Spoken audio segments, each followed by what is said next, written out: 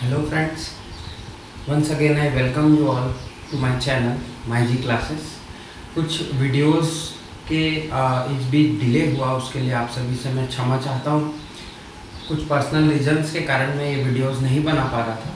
तो आज हम अपना अंतिम जो लेक्चर है पार्लियामेंट पर वो आज हम देखेंगे। लास्ट लेक्चर में देखा था बजट। पार्लियामेंट में बजट पास कर दिया जाता है। उस समय मैंने आपको बताया था कि कुछ फंड्स होते हैं।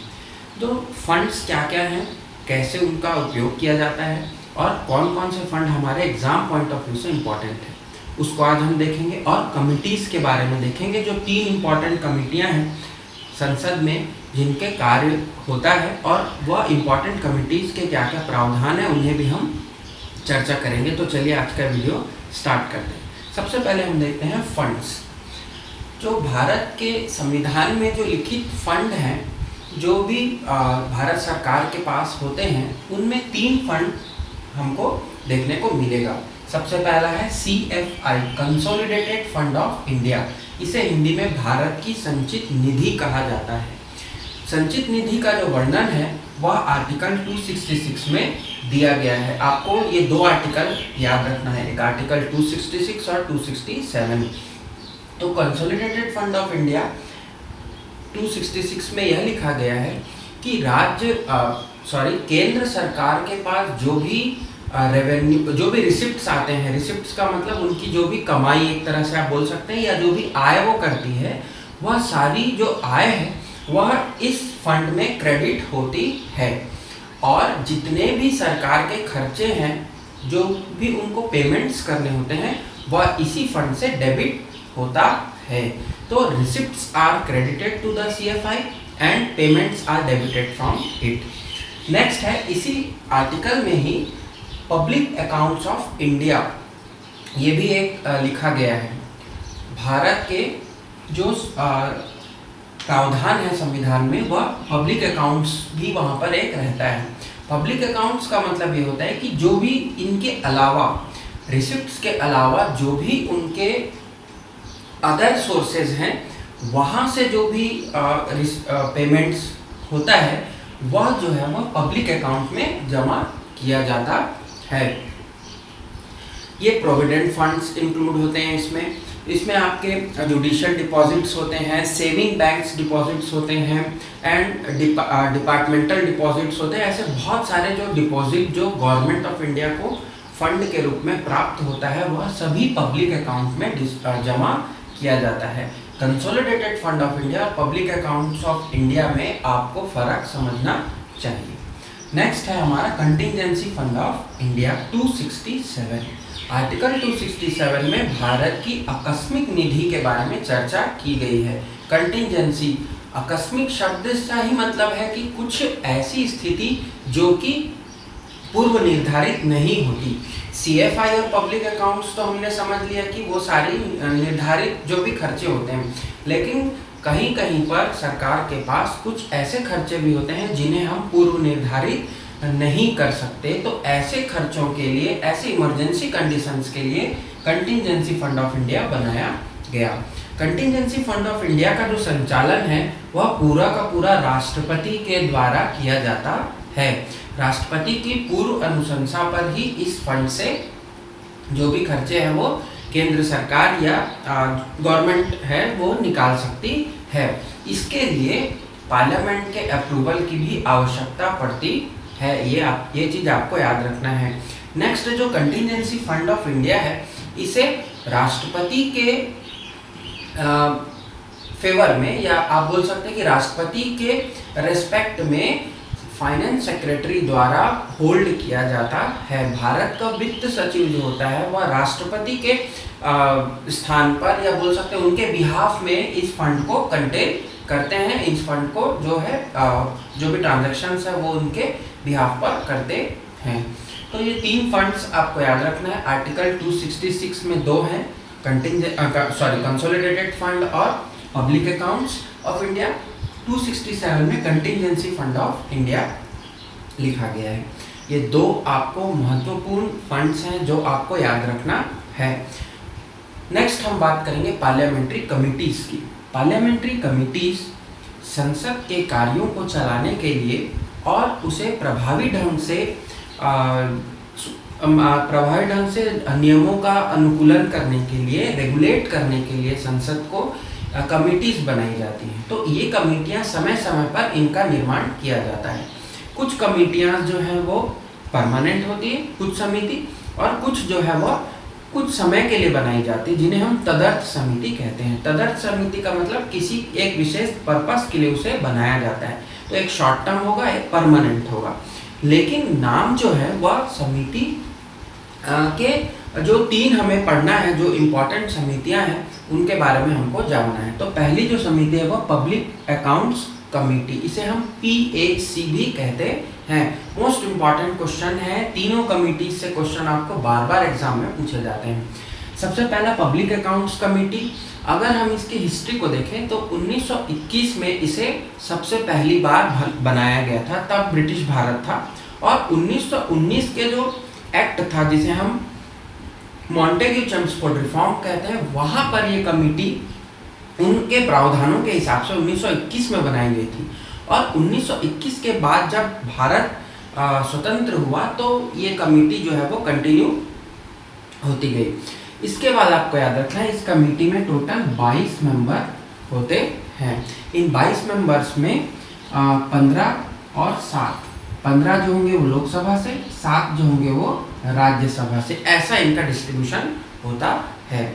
कोई भी मिनिस्टर इस कमेटी का मेंबर नहीं हो सकता, ये भी आपको याद रखना है। इनफैक्ट आपको ये भी याद रखना है कि तीनों कमेटीज में कोई भी मिनिस्टर इनका मेंबर नहीं होगा, मतलब केंद्र सरकार के जो मंत्री होंगे वह इनके सदस्य नहीं हो सकते। नेक्स्ट 1967 में हम देखते हैं 1967 में कि ट्रेडिशनली जो इनके हेड्स होते थे उनका जो चुनाव होता था वह कमेटी फॉर्मेशन राष्ट्रपति करेंगे, लेकिन चेयरमैन का चुनाव स्पीकर करते थे। 1967 में हम देखते हैं कि बाई कन्वेंशन एक परंपरा के अनुसार जो लीडर ऑफ द अपोजिशन होगा उसे ही इस कमेटी का अध्यक्ष बनाया जाता है। पब्लिक अकाउंट्स कमेटी जो होगी वह लीडर ऑफ अपोजिशन उसका चेयरमैन बनता है। ये एक कन्वेंशन है, ऐसा कहीं पर भी उल्लेखित नहीं है। कुछ चीज़ें संसद की संविधान के तहत चलती हैं और कुछ चीज़ें उनके डेली बिजनेस जो होते हैं वह उनके कन्वेंशंस में भी आधारित हैं। एक परंपरा है, एक चलन है, तो इसे आप परंपरा के तौर पर देखेंगे। नेक्स्ट हमको याद रखना है कि पब्लिक अकाउंट्स कमेटी जो होती है वो कार्य क्या करती है। तो भारत में जितने भी अकाउंट्स होते हैं जिन्हें CAG controller and auditor general of India उनके द्वारा ऑडिट किया जाता है, उन सारे अकाउंट्स का जो लेखा जोखा है उसको ये कमेटी चेक करती है with the help of CAG और भी जो पदाधिकारी हैं वो भी हम देखेंगे। तो CAG के जो भी अकाउंट्स जो वो अपना ऑडिट करेंगे वह अकाउंट्स भी पब्लिक अकाउंट्स कमेटी द्वारा देखा जाएगा। और इसमें भारत सरकार के जितने भी बजट के फंड्स वगैरह जो हैं, जो भी अकाउंट मेंटेन वो करती है, वो ये कमेटी उनका काम है कि उन अकाउंट्स को चेक करना with the help of CAG। ये ऑटोनॉमस और ऐसे भी बॉडीज़ के अकाउंट्स को भी मॉनिटर करती हैं या उनको भी चेक करती हैं जो CAG के तहत आते हैं।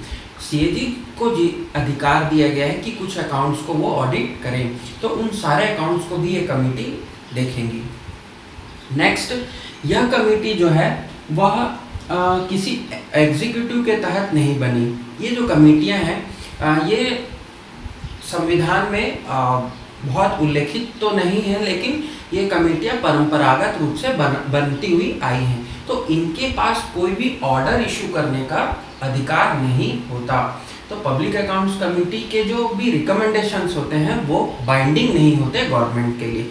मतलब यहाँ पर एक उनकी कमी है कि इनके जो भी रिजल्ट्स होंगे, इनका जो भी आउटकम होगा, इनके जो सुझाव होंगे वह गवर्नमेंट माने या ना माने, ये उनके ऊपर बाध्यकारी नहीं होते।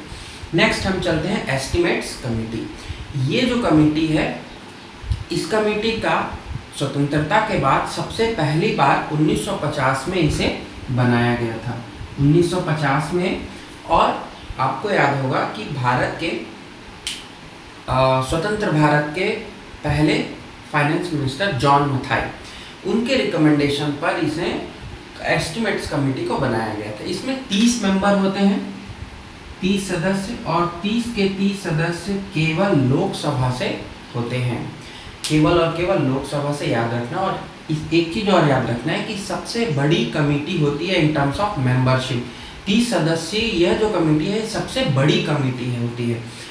तो लोकसभा से ही सदस्य होंगे, सदस्य का जो चुनाव होगा वो प्रेसिडेंट करेंगे, लेकिन जो चेयरमैन का जो इलेक्शन है वह स्पीकर ऑफ द लोकसभा करते हैं। कमेटी जो है वह एस्टिमेट देती है, आकलन करती है, प्राक्कलन समिति इसका नाम ही है। तो ये जो है ये बजट में जो अनुमान लगाए गए हैं उन पर अपने कुछ सुझाव प्रदान करती है और इकोनॉमीज देती है। जैसे मित व्ययिता के लिए, जैसे पब्लिक अंडरटेकिंग्स वगैरह है या पब्लिक एक्सपेंडिचर है, उन पर यह मित व्ययिता के सुझाव प्रदान करती है। तो यह एक तरह से बोल सकते हैं कि एक बचत करने के सुझाव देने वाली समिति होती है। नेक्स्ट है committee on public undertaking. Committee on public undertaking के बारे में आपको याद रखना है कि 1964 में एक कमेटी बनी थी जिनका नाम था कृष्णा मेनन कमेटी। कृष्णा मेनन कमेटी, और इनके सुझाव पर committee on public undertakings form किया गया। कमेटी ऑन पब्लिक अंडरटेकिंग्स के जो मेंबर्स हैं अगेन वह पब्लिक अकाउंट्स कमेटी के जैसे ही रहेंगे। 22, 15 लोकसभा एंड 7 राज्यसभा। कोई भी मंत्री इसका सदस्य नहीं रहेगा। और दूसरी चीज, यह जो कमेटी के जो चेयरमैन है वो अगेन स्पीकर के थ्रू अपॉइंट होंगे। और इनका कार्य क्या है? तो इनका कार्य है कि जितने भी पब्लिक अंडरटेकिंग्स गवर्नमेंट के हैं उनके अकाउंट्स को देखना और उनको एग्जामिन करना, और सीएजी की रिपोर्ट जो कि पब्लिक अंडरटेकिंग के लिए है उनको भी देखना, उनको एग्जामिन करना। सारी कमेटियों के बारे में आपको एक लाइन याद रखना है कि सारी कमेटियां एक निगाह की तरह होती है, एक वॉच करने का काम करती है कि सारे काम ठीक हो रहे हैं या नहीं, और उन्हें जो है एक्सपर्ट्स के थ्रू क्या किया जाता है, फिर देखा जाता है, एग्जामिन किया जाता है। पब्लिक अंडरटेकिंग्स वाले जितने भी अकाउंट्स होंगे उनकी ये एग्जामिनेशन अपने ढंग से करती है। और इसकी भी अगेन एक जो खराब चीज़ है या आप बोल सकते हैं कि एक कमी है कि इनके जो भी सजेशंस होंगे वो एडवाइजरी होते हैं, वह बाइंडिंग नहीं होते, केवल वो सुझाव दे सकते हैं, वह बाध्यकारी नहीं होते। तो तीनों कमेटियों में हमने देखा कि तीनों कमेटीज़ के जो भी रिकमेंडेशंस होंगे that will only be an advisory, not binding on the government. Next जो हमको यहाँ पर देखना है वह है कि दो तीन प्रमुख पदाधिकारियों के बारे में। पदाधिकारियों में सबसे पहले आपको जानना है आर्टिकल 76, इसमें लिखा गया है अटॉर्नी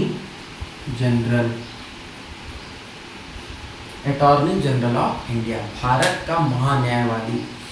भारत सरकार के जितने भी न्यायिक मामले होते हैं उनमें भारत सरकार का जो प्रतिनिधित्व करने वाला व्यक्ति होता है उसे हम अटॉर्नी जनरल ऑफ इंडिया या भारत का महान्यायवादी कहते हैं। यह आर्टिकल 76 में उल्लेखित है, आपको इनके बारे में याद रखना है।